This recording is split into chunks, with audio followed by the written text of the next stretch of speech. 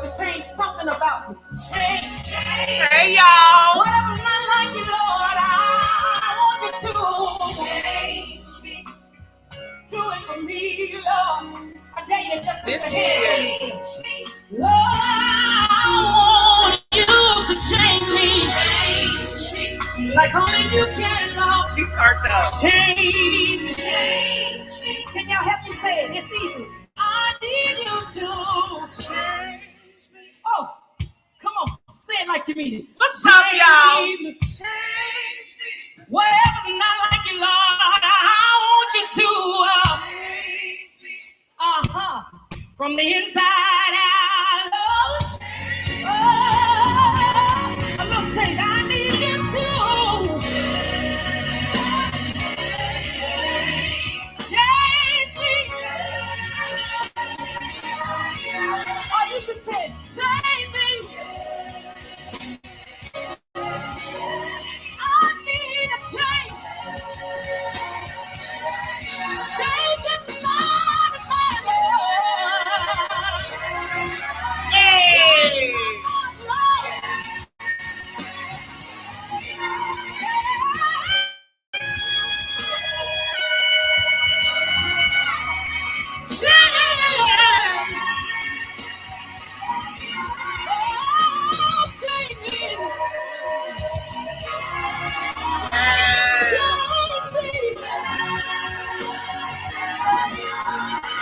One more time.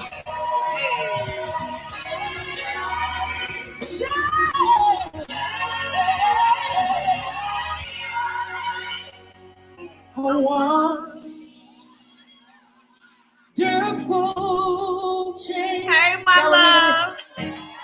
Has come over me.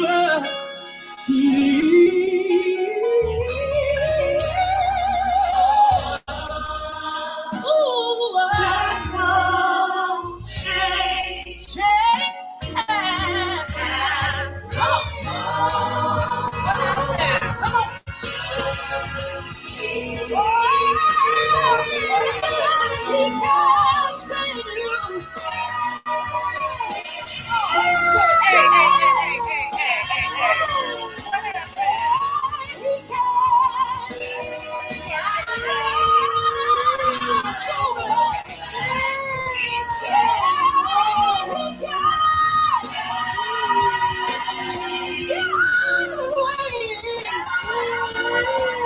If you let him, he can change you. You may not be the same again. You might be again.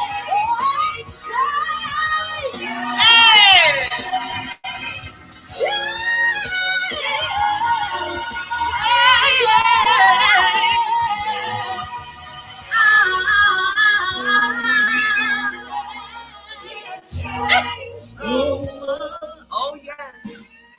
Wonderful change has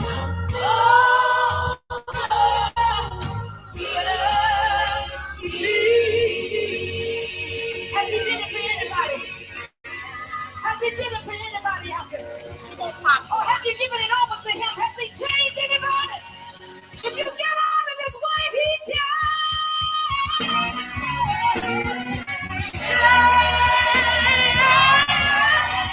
He can.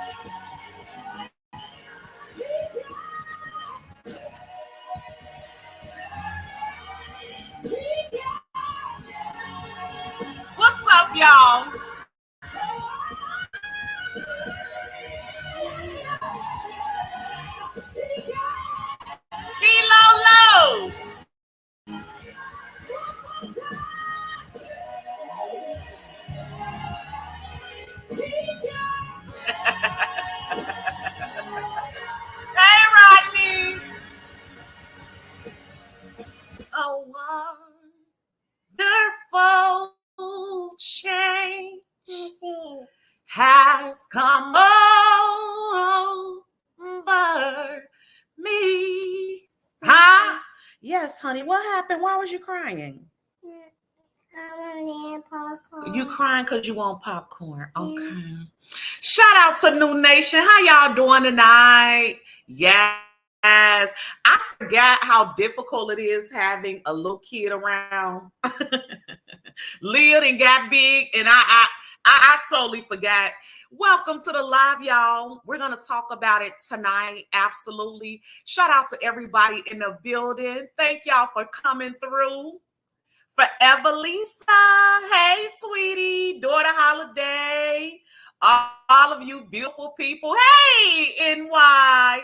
Shout out to New Nation, honey. We are in the building tonight. This is a live I've been promising to do. Princess, listen, you're gonna have to be quiet, okay? We can't do this again tonight. You gotta sit here and be quiet for Auntie.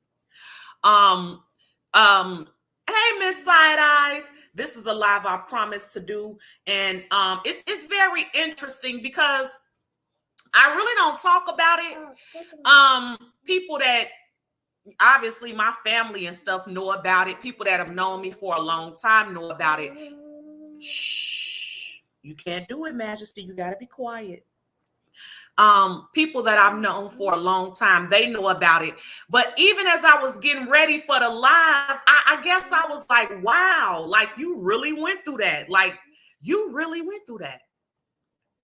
It seems so tripped out because I've changed so much, and it's just amazing when you look back at stuff like you really went through that. So let me tell y'all what had happened, right? So I made some notes so I could stay on track because I'll start talking and be all the way in left field. Many of you have said, Shalina, you may not be in a mental institution no more, but you sure work our minds. And for that, I thank you. Majesty, no, okay? You need to be quiet. Shh, shh, shh. Just sit up here with Auntie and be quiet for just a little while, okay? I'm not gonna make it a long live because I have a baby. I got my great niece, and she not, their attention span ain't long. She won't Miss Auntie to do this, Miss Auntie to do that. Leah just popped some popcorn. She mad. She wants some popcorn. And it's a lot going on. But I had to come live as promised. So basically what had happened was, as many of you know, my son passed away. And when my son passed away, I went straight to college. So he passed away in my senior year of high school. And that following summer, I was enrolled in, stop. That following summer, I was enrolled in college and was living on campus. I lived on campus, even though I was in, don't ask me ish. Girl, if you need a fast partner, let me know, okay? If you need somebody to fast with you, let me know. I would love to do it with you. That following semester, I had already enrolled in college. I was living on campus, right? But I was only living about 20 minutes away from my childhood home, and my mother was still living there. My brothers are all older than me, so they were already out of the house by the time I went to college. And I've explained before that I really think that I hurry up and ran. Well, I already had planned to go to college, right? But I think after my son passed, I really was like, oh, gotta go, as a way of like escaping it, not really wanting to deal with it, So I went straight to school. Now, I also have told y'all before that it took me 10 years to get a 4-year degree. So tonight I'm going to go into that and explain why it took me 10 years to get a 4-year degree. So it was my last semester of college. Hey, Heavy Bear. I was in my very last semester. I was a senior. Had done Majesty. No. Had done everything I needed to do up until that point, was getting ready to graduate. And then that's when I started. I think that was the very first time I ever saw signs of psychosis. Because number one, right before I was getting ready, I was living on campus, and right before I was getting ready to graduate, Well, let me go back a little bit, because going into my senior year, over that summer, I took summer classes. I was living on campus, and I got attacked on campus. And I've told you guys about that as well. Okay. So over the summer, from junior year going into my senior year, I got a knock at my door. I was living on campus. It was in a, they had us all in one building because it was over the summer and it wasn't a lot of students. So they had the females on the bottom 2 floors and the males were up, you know, on the top 2 floors, but we were all in one building together. So we could have company, but they had to leave by like midnight. So one night over summer in my junior year, well, going into my senior year, I got a knock at the door. I'm thinking it's one of the girls because it's after the time that males could even be on our floor. It happened to be a guy off the football team. Okay. I answered the door. All I had on was a nightgown. The door didn't have no peephole or nothing like that. I just opened the door. And the guy came and pushed me in my room and attacked me, to make a long story short. And that was going into my senior year. So I literally got sexually attacked on my college campus. If you've ever wondered how in the world, Shalina, did you buy property at 21 years old? That was how. That was how. Because I got attacked on campus. And it was by somebody that shouldn't have even been on the floor there. And he was on a football team. We went to court. It was just a whole big old mess. Okay. It was just a huge hot mess. And ended up getting a lawyer, sued the school. And that is how I was able to buy my first piece of property at 21 years old.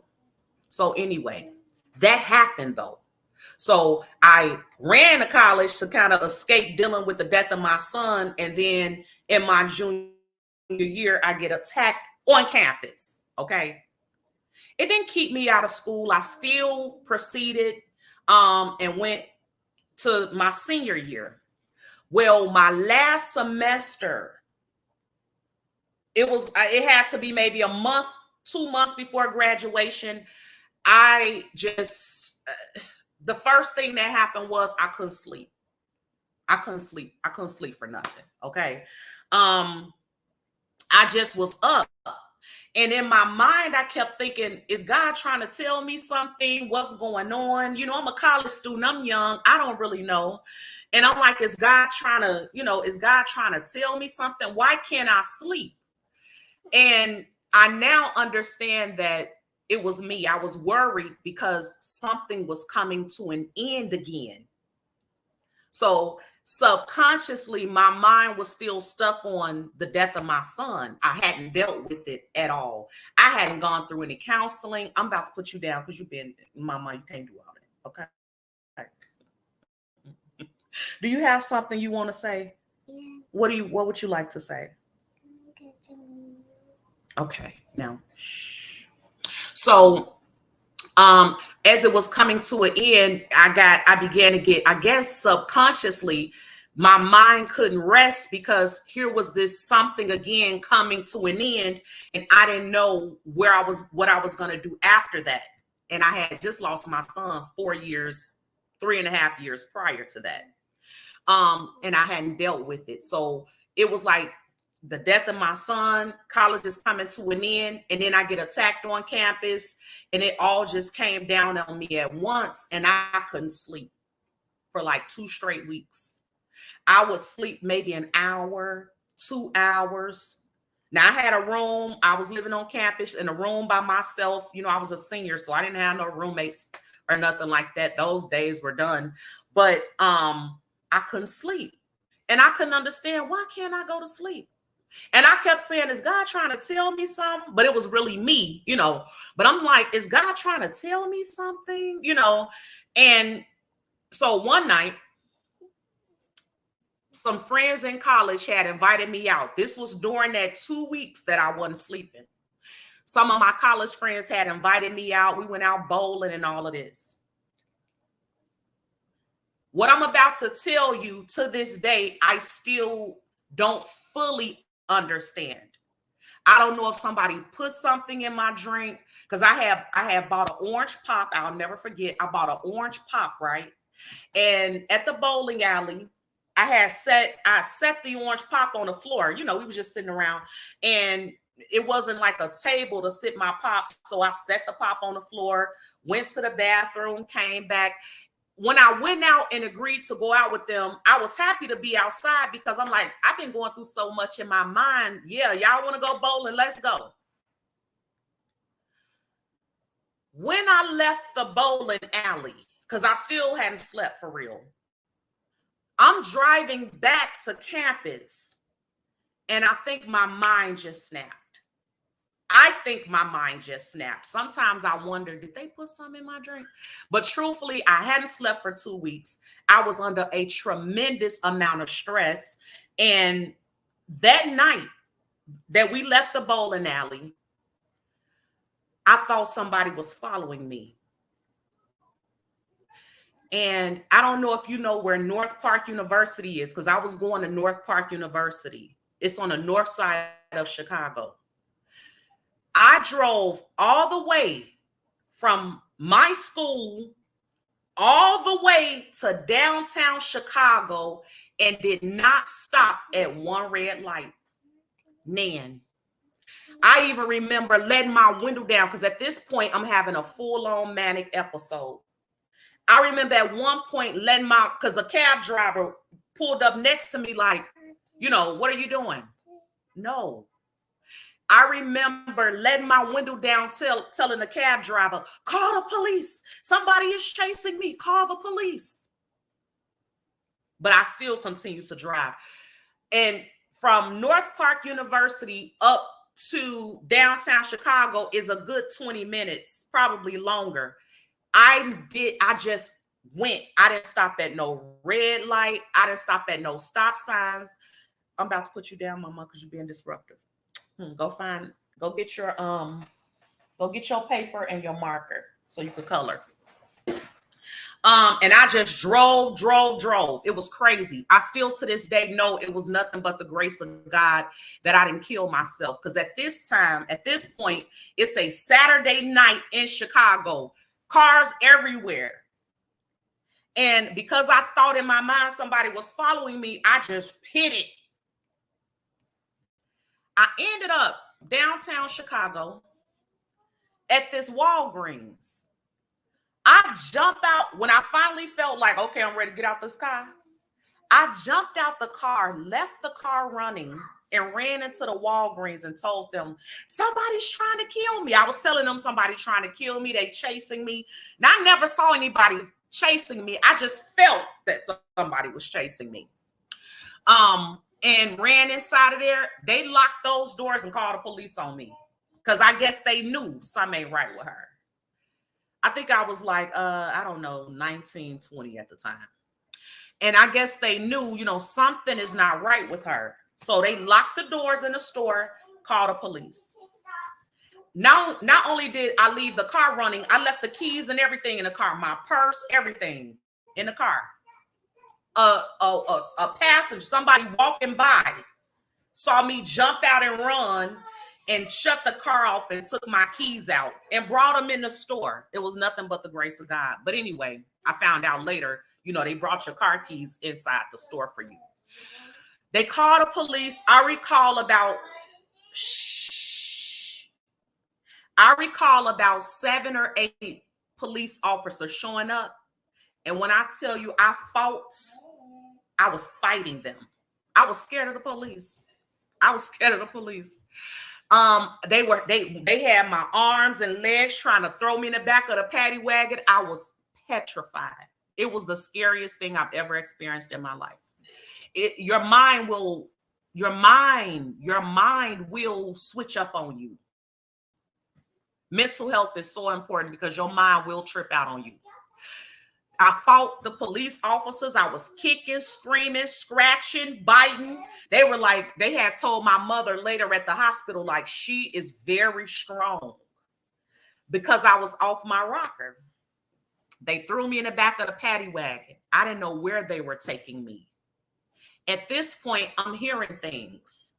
So every time the police officer would say one thing and they were talking to each other, I would hear something totally different. So in my mind, the people that was chasing me, they got me now. Now they got me. Now they got me. I'm finna be raped. I'm finna be killed. Like all my worst, everything I thought, everything I thought horrible could happen was running through my mind. Like they got me. I'm with all these men. Ain't no telling where they taking me. It wasn't quite clicking in my head that you're with the police, you'll be fine. Okay. And I was so scared. They finally pull into this garage, and then they come out and let me out and put me in a wheelchair and strap me down. So I'm like, what in the I thought I was in a building. Come to find out, I was in the basement of the hospital. I guess that's where they bring people in that's going, acting wild and out of control. They bring them in through this like underground part of the hospital. So then once I realized I was in the hospital, I felt a little better, but I still didn't trust anybody. I didn't have no family there at that point. I didn't even know if anybody knew where I was. I was just completely out of my mind at that point. So once I got to the hospital, they kept me. I don't know how many days they kept me, but I remember getting so many shots. I was so wired up that they couldn't put me to sleep. So they gave me so much medication just to put me to sleep. When I woke up, my mother was there. Okay. My mother and this guy I was dating at the time, they were both there. So when I opened my eyes, that's who I saw, my mother and this guy or whatever. So I finally got out of the hospital. I got home and at that point, my mother had moved me off campus, moved me back into her house. And I was in my childhood home, in the home that my son died in, terrified every day. No. Terrified every day. I would lay in the bed with Mama Rosie. Mama Rosie would have to hug me all night, and I still wouldn't go to sleep. It was really bad. I couldn't even watch television. I thought the people on TV were talking to me. Now, at this point, I'm on medication, right? But the medicine wasn't really helping. I don't know. It wasn't doing nothing because I was a hot mess. And what was so unfortunate about this was there was no one around me that understood what I was going through. There was nobody around. Like everybody was just scared. My brothers were scared. My mother was scared. They didn't know what was going on. They didn't know if I was possessed by a demon or what. I guess no adult in my life sat down and said to themselves, this is a result. The girl just lost her child 3-4 years ago, never dealt with it, went straight to college, got attacked in college. No, it was almost like I felt so alone, even though people that love me were trying to help me. No. People that love me were trying to help me, but I just still felt super alone. It was really bad because I didn't even know what I was going through. And at the time, I was still going to church and stuff, even the church folks. See, I thank God that he got me where I am today because I couldn't find nobody with understanding that I have. There was nobody, all these saved people, all these people that were older than me, nobody knew what was going on. I remember one time, this lady from my church, Majesty. I remember, it's like the louder I get, the louder she gets. I remember one time, this lady from my church came over to my mother's house because, at this time, I'm back living with my mother. I remember one time this lady and her husband came over to my mother's house because, all these church folks wanted to come and see me. They couldn't help me. They didn't have any power to cast out a demon if there was one. but they would just come over and look, I felt like I was being made a spectacle out of, to be honest with you. But I remember one time specifically, this couple came over to my mother's house, and they told my mother that I was the Antichrist. And it hurt me so much. I'm like, why are they saying I love God? And because I guess nobody knew what was going on, whatever people came to her house and said about me, it just was that. Because, and I would hear these things. Like, I would hear them say all this stuff. One time I heard somebody say, oh, she running from God. That's what's wrong with her. She running from God. My anxiety was out of control. I couldn't hardly go. My mother would be like, come on, baby, we going to the store. I would be in the store terrified. I would be in the store seeing people, faces disfigured. I would be seeing all kind of stuff, like hallucinating. It was the worst ish in the world. So I ended up going to the mental institution. Like, I would keep my mother up all freaking night, and she had to go to work. So my mother would go to work during the day. I would be in that house by myself, scared to go upstairs. I would stay downstairs and all day be on the phone with my grandma. Rest in peace to my grandmother. My grandma was alive at the time. And so when my mother would go to work, I would call Michigan and just talk to my grandmother because I was so scared. I was in that 4-bedroom house by myself dealing with major anxiety and major depression. So my mother kind of didn't know what to do. She was at her wit's end. And so we decided I need to go back to the hospital. And the feeling of anxiety that I had all day and night, I hated it. It was so bad. It was so extreme. And I hated it. Like, I couldn't make myself calm down. My mother would make me hot tea. She would give me my medication. It seemed like everybody that came to our house, even if they were family, I didn't trust them. It was really, really, really horrible. And I'm going to tell y'all what I think was really going on later. Aside from the natural stuff, of losing a child and getting sexually attacked and all that. Aside from that, there were other things at play, in my opinion. But anyway, so I ended up getting checked into the mental institution. Even in the mental institution, let me tell you something about the mental institution. They put everybody together. Everybody. So I was there because of my anxiety and depression. And it was also people there that was dealing with, like, it was every extreme. People that were suicidal, people that were homicidal. Like, it was this guy in there. He was homicidal and suicidal. Like, he was in there because he wanted to kill his whole family. He was married, had a family, but he wanted to kill them. So he was in there. It was people in there just that were hallucinating. Stop. It was people in there hallucinating, people in there seeing stuff, yelling out stuff all in the middle of the day. But you would be on a schedule where they give you your medicine in the morning. You have these group classes together throughout the day. You eat dinner, you eat lunch, breakfast and lunch and all of this. And then at night they give you more medication.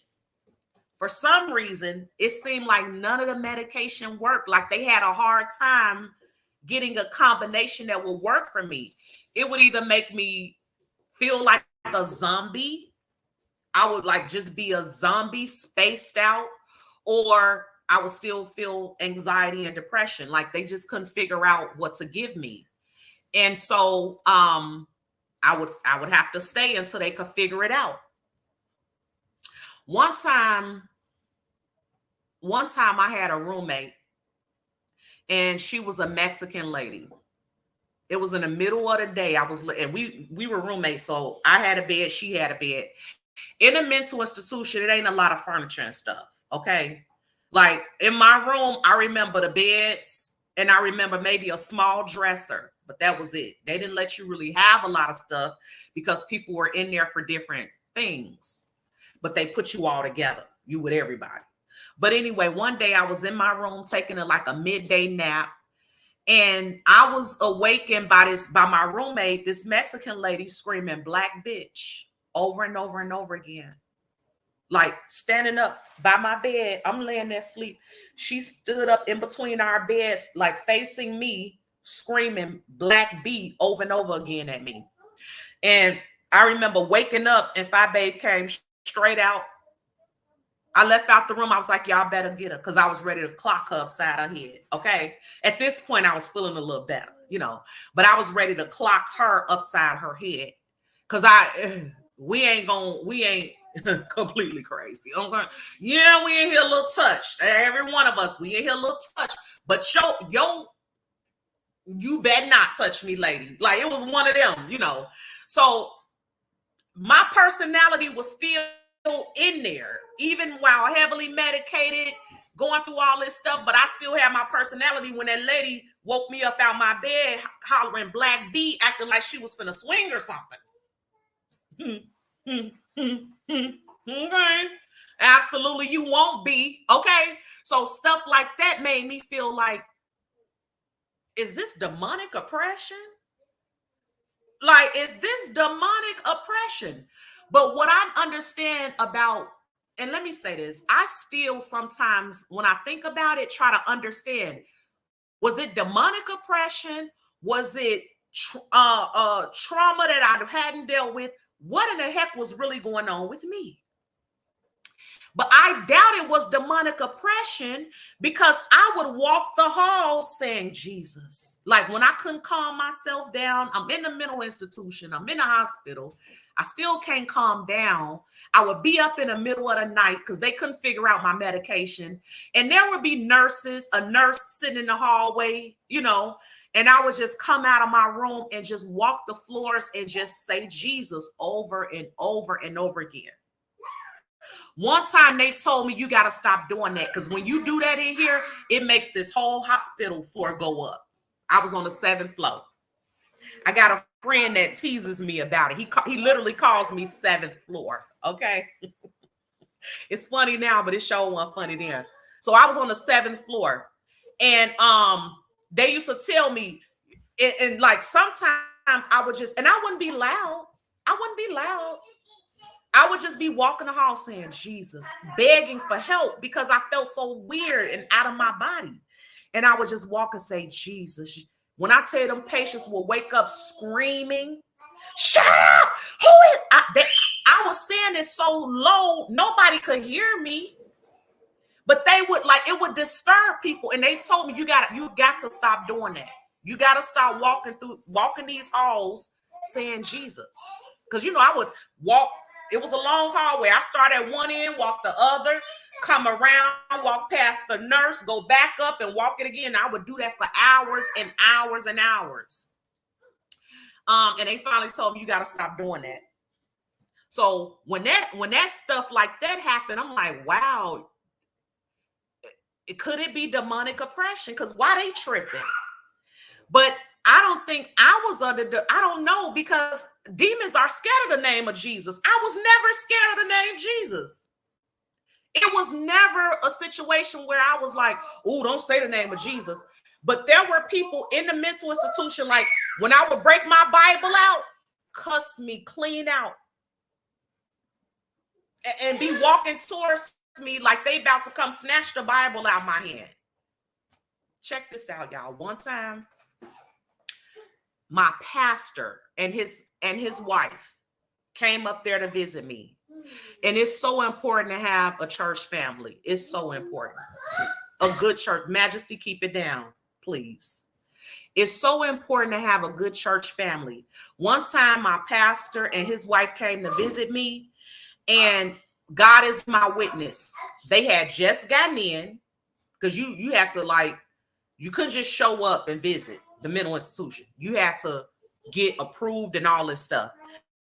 So they had come through the door. I was so happy to see them, right? I was so happy to see my pastor and his wife.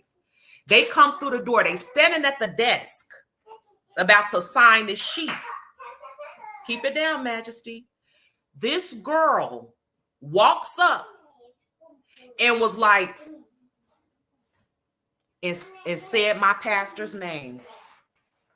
Now how to, all three of us were like, but see, by that point, I had already had that experience of me just walking through the hall saying, Jesus, Jesus, Jesus, and watching people lose their mind, come out of their rooms throwing stuff and all this type of stuff. But when that woman, who didn't even know my name, walked up to that front desk and said, Michael, to my pastor, we was too done. Too done. Like, how in the world do you know his name? So I would have to say, like, the mental institution is probably the closest thing to hell a human could be at. Because you hear and see all kinds of stuff. All kinds of stuff. It was very wild. But anyway, what else did I wanted to tell y'all? I think I ended up in a mental institution for a couple of reasons. One, unresolved trauma. I wasn't around people that would say, or I didn't understand I needed counseling. I didn't understand you can't lose a child and keep going. It doesn't work like that. You can't be sexually assaulted and just keep going and acting like it didn't happen. It will catch up to you. So what my brain started to do, I learned this later, my brain at the time was always in survival mode, always trying to protect itself. Because like I told y'all, I found my child dead, right? I found my child. So I think my brain, because I wasn't ready for that. Mentally, spiritually, physically. And it was such a surprise to my whole nervous system, really. My whole nervous system was out of whack. But I think it was such a surprise that the anxiety was a direct result of my brain always preparing for the worst. Yep. So because that happened and I was shocked and wasn't prepared, my brain went into this mode of, that won't happen again. We're going to keep you prepared by keeping you anxious and always telling you that you're going to die. I would literally think every day, oh my God, I'm going to die. I'm going to die. It got so bad, y'all, that I had to resolve myself to, okay, if I'm going to die, let me die, because this is too much to deal with. Like, my brain is telling me every single day that I'm finna die. It was horrible. It was horrible. I would be trying to go to church. I would sit in church and have panic attacks. I couldn't understand that. I'm literally in church. Why am I having a panic attack surrounded by the presence of the Lord? But it was my brain malfunctioning. I had a whole chemical imbalance. And I'm going to tell y'all what I really think was going on. Okay. But I did, on a natural sense, I had a chemical imbalance. Did you know that a chemical imbalance can be seen on an X-ray? Because I didn't know it until I saw mine.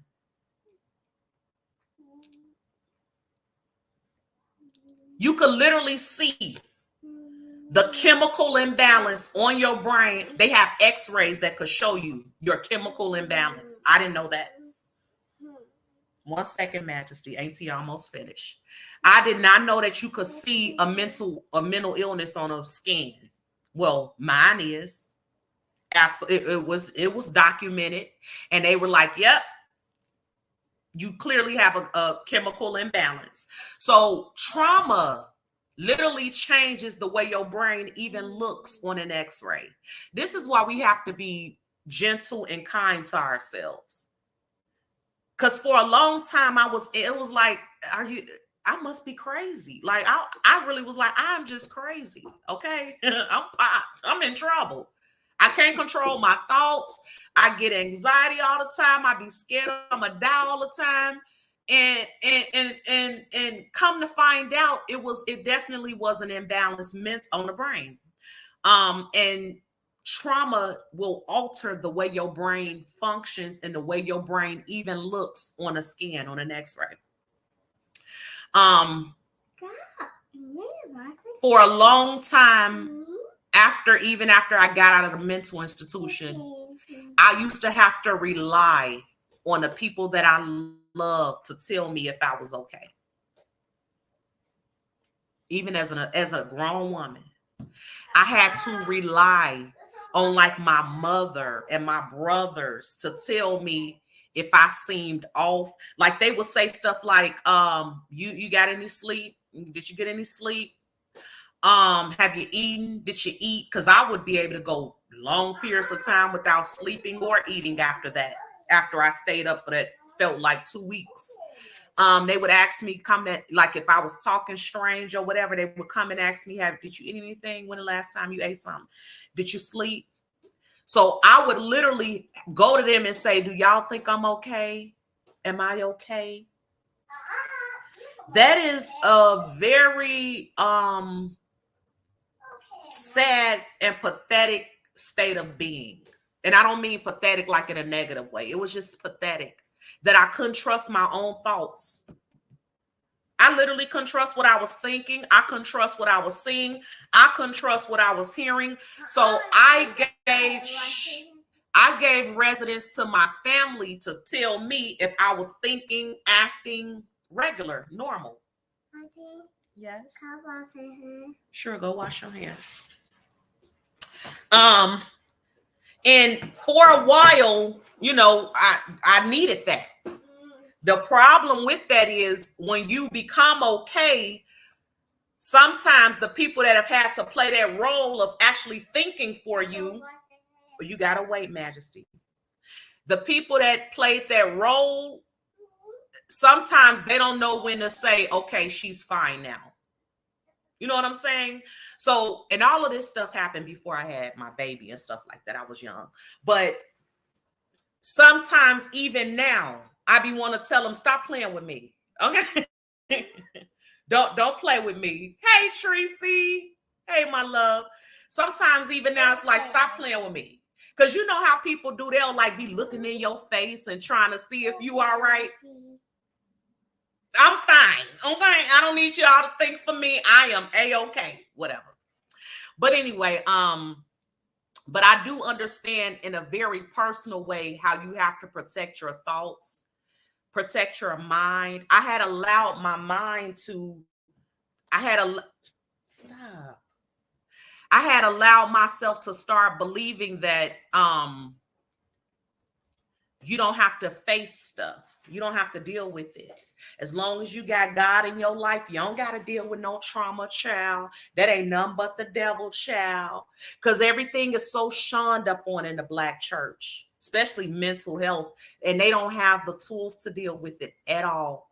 Said all the wrong stuff. It made me dislike church for a long time. Like when I got my mind back, right, I used to look back at some of that stuff that they would say to me when I was in my worst position, and I couldn't stand church. I'm like, these folks don't know what in the world is going on. And this is why I say I'm so happy that I'm in this position. I'm so happy. Because now if that happens to somebody, I'll understand what they're going through. Like, come on, man. Like, seriously. I had nobody that understood me. It was the worst. And the best thing they could come up with is, oh, she possessed. We're going to just ignore all the stuff she's gone through. It's the devil. It was like, wow. And because I couldn't trust my own thoughts, some of that stuff I would believe. I would cry like, God, I'm not, like when that woman going to say I almost said a bad word. When that woman going to tell me I was the Antichrist. I was like, what? No. I mean, I was so heartbroken. Like, no. First of all, I didn't got no money. I be that doggone Antichrist. I don't got no money. I don't got no power. I can't even get off the couch. How the hell I'm the Antichrist? And she had to be 20, 30 years older than me.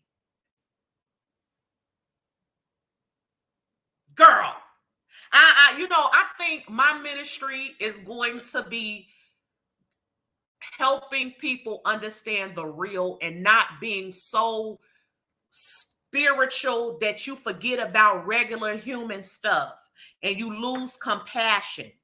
I don't even remember that woman ever giving me no doggone hug. All this being judgmental because you don't have the tools to help somebody is that can really ruin somebody. That can really ruin somebody. When you don't have the tools, but you talking and you opening your mouth and saying off the wall stuff that God didn't tell you. Ain't nobody told you none of that. You just talking. You're not helping anybody. You're trying to appear to be deep and super spiritual. I was a young girl. I didn't understand what I was going through. And here are these adults saying all this stupid stuff. That's what it was. It was stupid. Absolutely. But I understand in a very personal way how you have to protect your thoughts. Okay. Now, let me tell you, the louder I get, y'all, the louder she gets.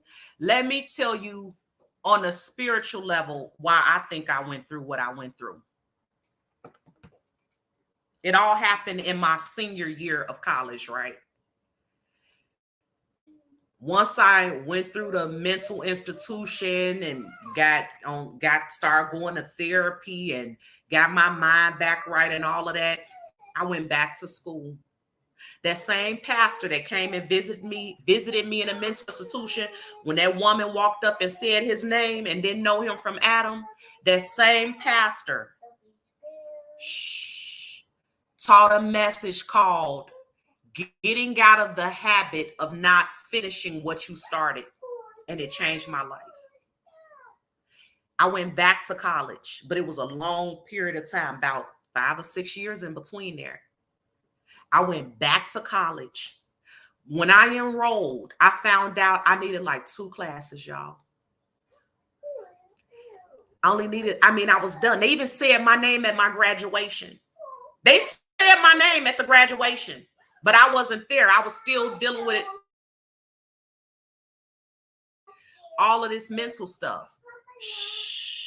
But they said my name at the graduation. I wasn't there. It took me all them years to get back feeling normal again. And when I re-enrolled, I only needed like 2 classes. Okay.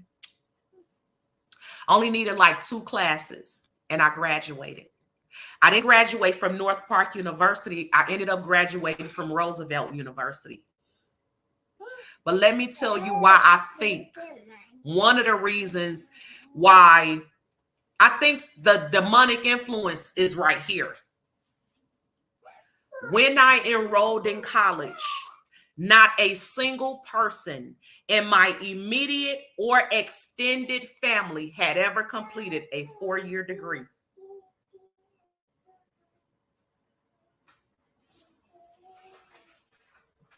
I am the first. Not my mother, not my aunties. My grandma had 16 kids. I have 7 aunts, 8 uncles, and then there's my mother. Out of all them kids, none of them ever completed a 4-year college degree. Grandparents, nobody in my family had ever completed a 4-year college degree. Nobody in my family had ever lived on campus. None of the things that I was doing at North Park University, nobody in my family had ever done it. I can't wait till we talk about how God chose us to break bloodline curses. There was a bloodline curse.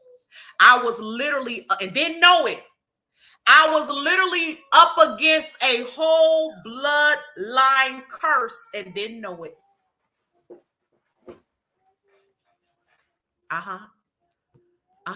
So no wonder my mind got attacked. I mean, of course, I know that there was trauma and stuff like that, but I got attacked in a very extreme way mentally. In a way that I was alone. I didn't have anybody that even understood what I was going through. I didn't even know what I was going through. I didn't know what the heck was going on. But looking back at it, I realized that was part of it was spiritual warfare. Because I was actively breaking a bloodline curse. And even though it took me 10 years to get a 4-year degree, Even after the 10 years, I was still the first person to ever get it. And it took me 10 years to do it. Oh, when we talk about breaking them bloodline curses, the devil don't want you to break no bloodline curse. He don't want you to do that. Do you realize the day I graduated, my mother came to my college graduation and she told me, I'm going back to school. My mother not only finished her bachelor's, she went on to get a master's and then went on to get a doctorate. I have so many little cousins who went to college. Now they got nursing degrees. They're all younger than me, but they got nursing degrees, doctors, all kind, sports medicine, all kind of degrees in my family now. Nobody had one. Not a single soul. So yes, I had it harder because I was chosen to be the first to do it. See, one plants, the other waters. One plants, the other waters. And it is God that gives the increase. I was used as a tool to plant a seed in my family that this curse of nobody going to college ends, and it ended with Shalina. God, that was God.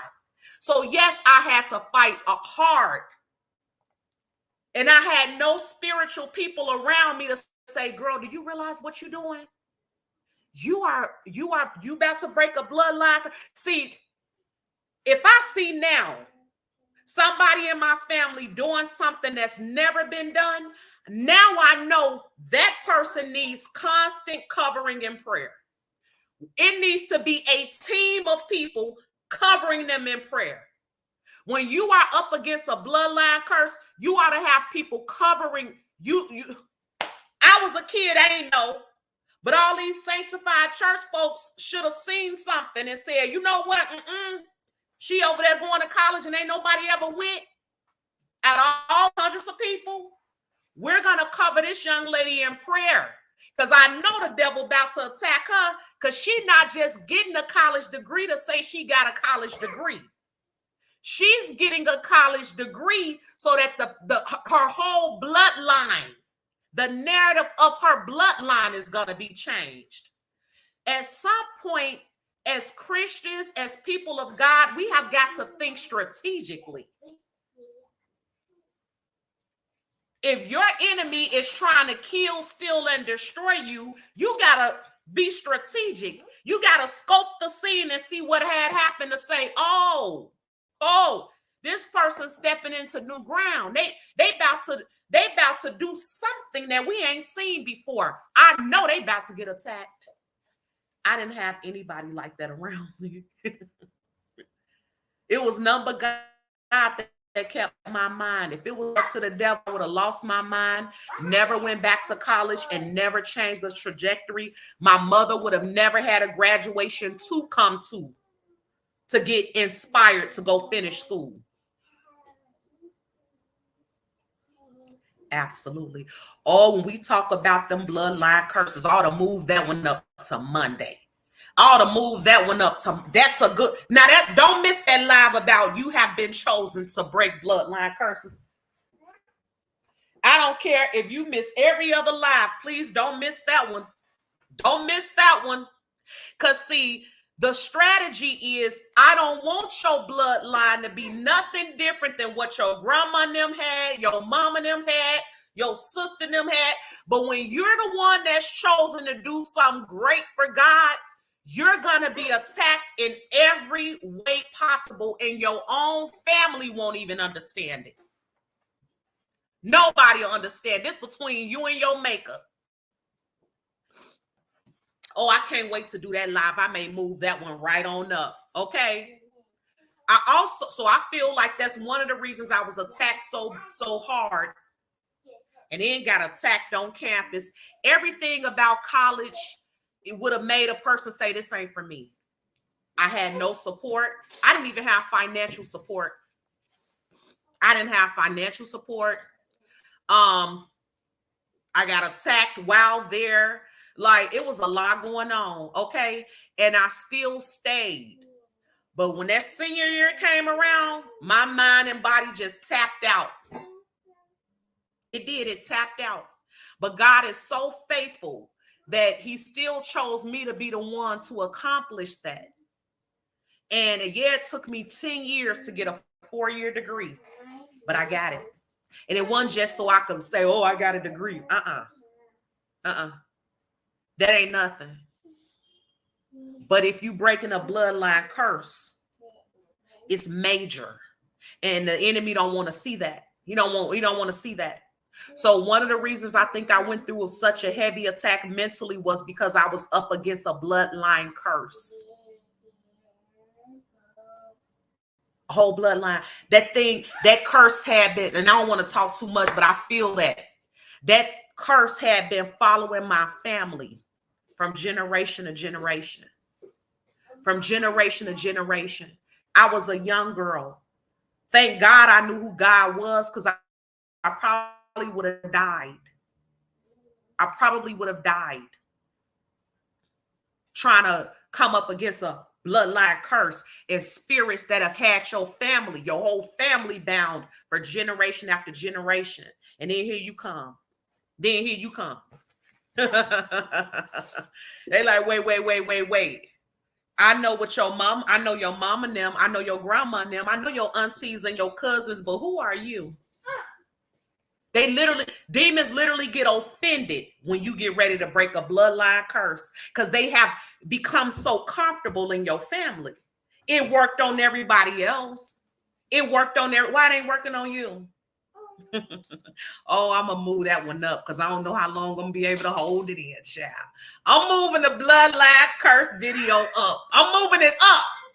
It's some people in the beef sector that's been chosen to break bloodline curses. There are people in the beef sector, content creators in the beef sector, that have been chosen to break bloodline curses. Oh, I'm going to talk about it. Anyway, let me get off that. Let me get off the bloodline curse thing. Let me get off that. Mm-hmm. But it's deep, okay? And it's very real. It's very real. And imagine God deciding, I'm going to give you the tools to do it, to see it all the way through. Yeah, you're going to go through a lot, but I'm going to make sure that you complete that. Because at the end of the day, no weapon formed against you still is going to prosper. The weapon going to form. Yeah, you may go to the mental institution. You may get attacked on campus. You may be alone all the time and feel like you don't have any help. Oh, but if you see it all the way through, honey, if you see it all the way through, and if you get out of the habit of not finishing what you started, God will break bloodline curses. I was literally breaking a bloodline curse, dealing with demons that had been assigned to my bloodline and didn't even realize it. Another reason I think my mind got attacked so heavy was because God expanded me mentally and spiritually. I got stretched. I got to see things that I never thought I would see. I got to experience things as a young person that I didn't even understand. Why am I seeing all this? What is this? What is this? I think God allowed me to go through that mental illness. He allowed me to experience mental illness, mental suffering. I suffered mentally. It was very difficult. But I believe God allowed me to go through that. There were times I hallucinated. I think God allowed all that. So now when I see visions and stuff like that, I don't fall out. I be like, People in my family will tell you, this girl is not scared of nothing. Because I've seen so much. Even after all that mental illness, I still went and joined the army. After all that mental illness, I still went and joined the army, because by the end it was like, I've seen it all. When it comes to demonic oppression and the devil trying to attack your mind, and okay. When it comes to that stuff doesn't scare me. Been there, done that. Got the t-shirt and the bumper sticker in the mail. That does not bother me. Demons don't bother me. People possessed with demons don't bother me. That doesn't scare me. I'm not impressed.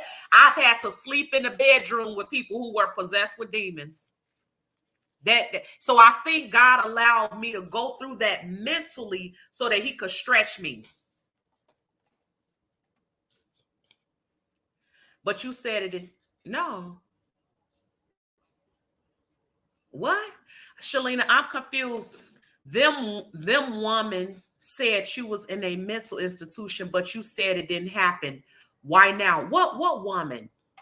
Who, Stormy? Who? And was I in the beef sector at the time? If I was in the beef sector, probably said no. Probably. Y'all was in the beef sector. When you in the beef sector, you can't be real because your haters use it against you. But I'm so free from them, they can't touch me. I will tell all of my testimonies. I stand boldly and proudly to talk about the things God brought me through. I'm not in the beef sector. And truth be told, the people in the beef sector, a lot of the stuff I'm talking about, they've gone through it too. God has just called me out and is using me to do something different. So unfortunately, if people still stuck on what I was in the beef sector, you're going to be very disappointed. Phi Babe is dead. Okay. That person that had to move and do strategic commentary because she had haters, she dead. This ain't about them. Number one. Number two, can't nobody tell you I was in a mental institution unless they got access to my medical records. So I probably did deny it because I knew they was pulling it out of their booty. Okay. So unless you got access to my medical records, can't nobody tell you nothing about me medically. I would have to be the one to come and tell you. And this is the time God is designed for me to talk about some things. Yes, baby. Okay. This is my time to be who God called me to be. So please don't come in my life telling me nothing about the beef sector because I don't care. Okay, them days are done. You're going to have to get into who Shalina is.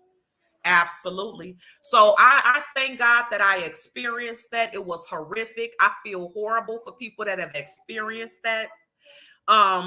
There are several things in the Bible about people who had mental illness and God healed them. One guy was a cutter. He would cut his flesh. Jesus healed him. Another guy would rip all his clothes off and sleep in graveyards and stuff. And Jesus healed him. No, I don't have no shame. When you've been healed, absolutely.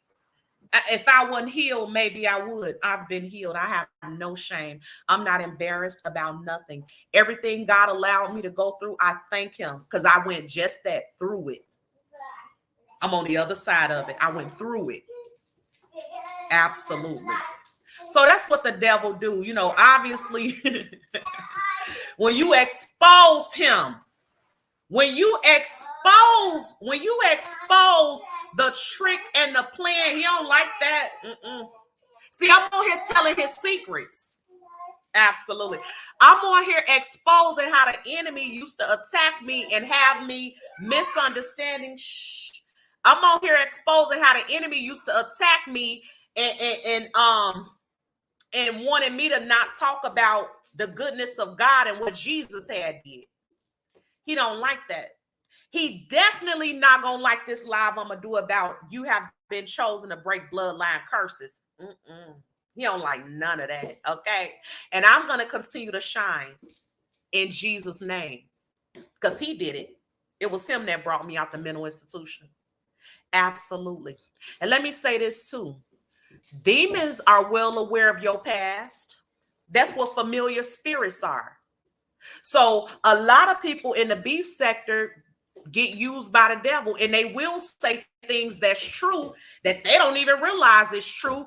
They don't know where they got it from, but I know where they got it from. The gates of hell that tried to prevail and couldn't.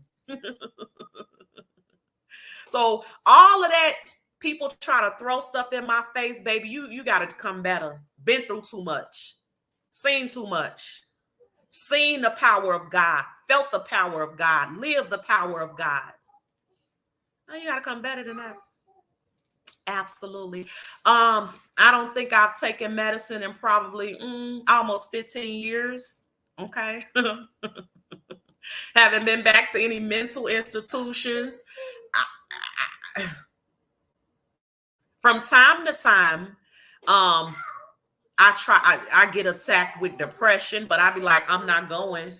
I don't have a reason to be depressed.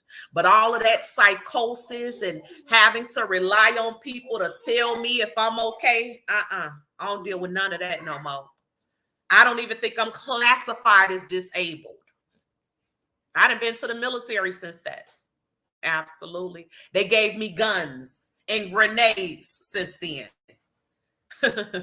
But what had happened was you overcome by the blood of the Lamb and the words of your testimony. This testimony wasn't supposed to happen because I'm supposed to be embarrassed. Newsflash, she ain't. No, I'm not embarrassed by nothing God brought me out of. Absolutely. No, absolutely. Because it was nobody but God. So when you check in over here, please don't come over here telling me what nobody has said. We don't care. This is New Nation, baby. This is New Nation. If I wanted to be in the beef sector, I could fight that strike and be live tonight. Not interested. I'm on the other side of it. Please put some respect on my name. Absolutely. Because I'm not coming on here being on no mess. I'm not coming on here being on no mess. And here is the thing. My family on here, my friends on here. I ain't never been nobody's liar. As a matter of fact, I don't like liars. My mama on here. So if I was making up something, that would be dumb. And I got my family watching. They were there. Mama Rosie was there through all of it. She knows. Absolutely. So the days of trying to prove anything, New Nation, I ain't proving a doggone thing. Okay. And you're going to see more. You're going to see, just like when we were Babe Nation. I'm almost finished. 1 second, pretty girl. Just like when we were Babe Nation, we got attacked. You don't think we're going to get attacked now that we're New Nation and on a roll for God? When I was doing mess, I was getting attacked because people knew that there was something different about me. Demons know when there's something different about you. They could see the light on you even when you can't see it on yourself. So now that I have completely switched it up and gave God a channel, because that's who the channel is for. This is a channel to glorify God and his goodness. Now that I have dedicated a channel to my Lord and Savior, you're going to see us get attacked for real. Absolutely. Oh, the demons coming, New Nation. Okay. We over here just chilling and doing our thizzle. We over here minding our business, but they're coming. And they're going to be defeated every single time. Okay. That's what I mean by being spiritually strategic.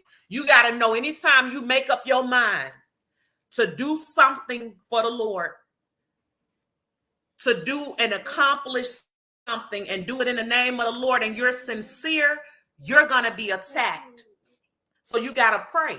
You got to stay prayed up because they coming. Okay. Absolutely. They come.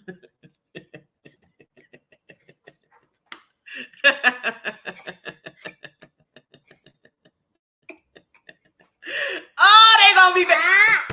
It's the bloodline curse life for me. Okay. It's the bloodline curse life for me. It's the bloodline. Uh-oh, here go my sis. Here go my sis.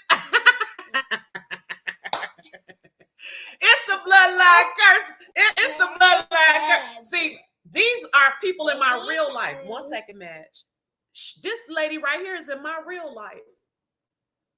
Why would I sit on live and lie for strangers when people in my real life come and watch my live?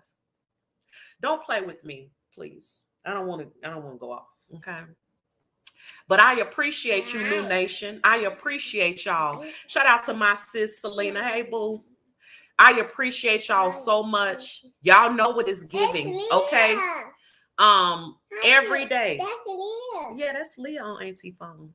Every day this. That's Leah. Mm-hmm. Every day this channel is growing and growing and growing and growing. Every day. Every day.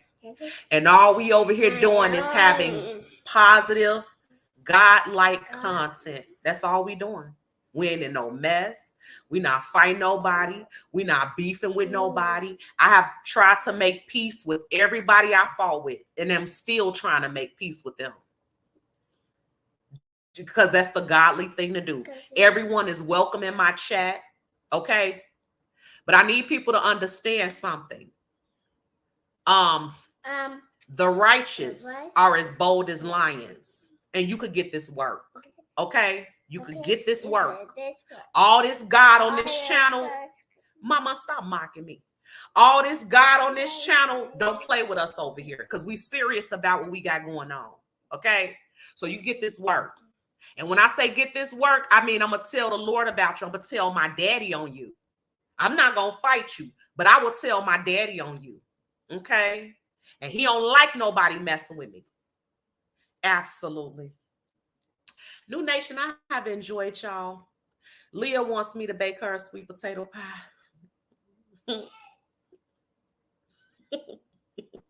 Not only does she want a sweet potato pie, she wants dressing, macaroni and cheese, smothered chicken and rice.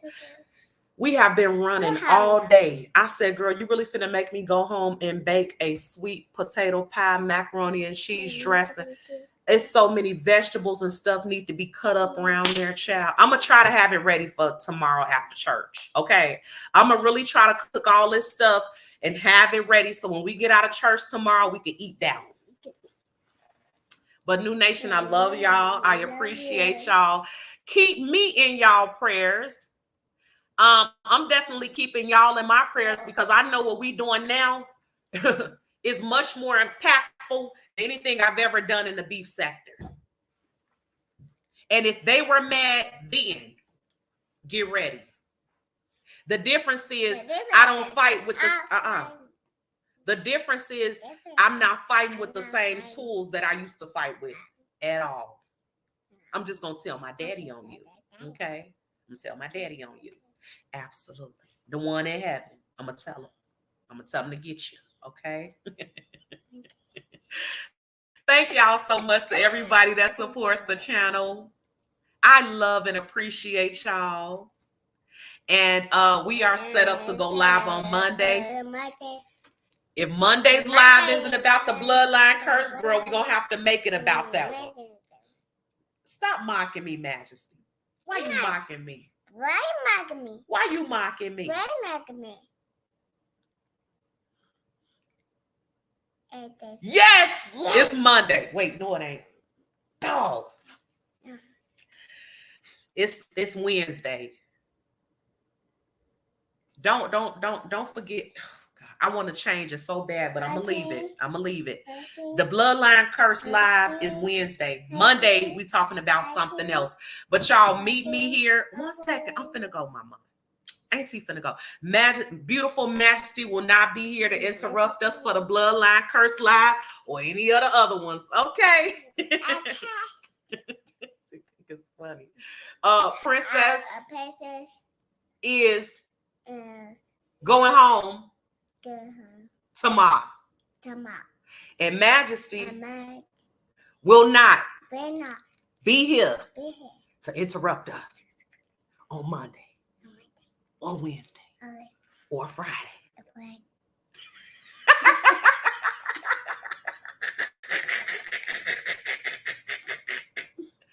Oh my goodness.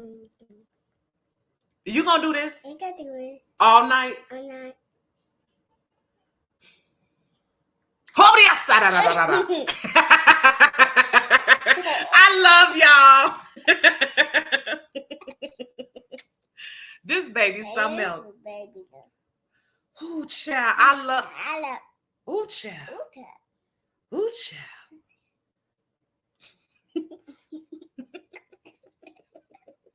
Girl, let me get off here so I can start boiling sweet potatoes.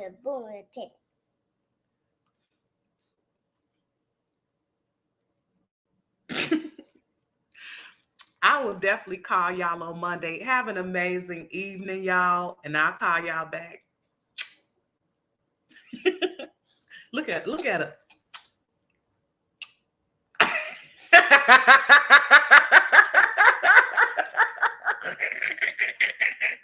I cannot.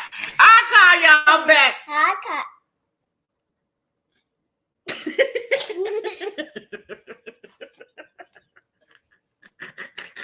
Peace. I cannot.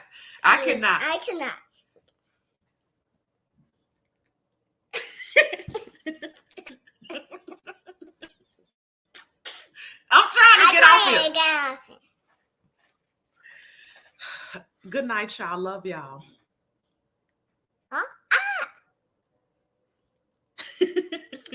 Peace.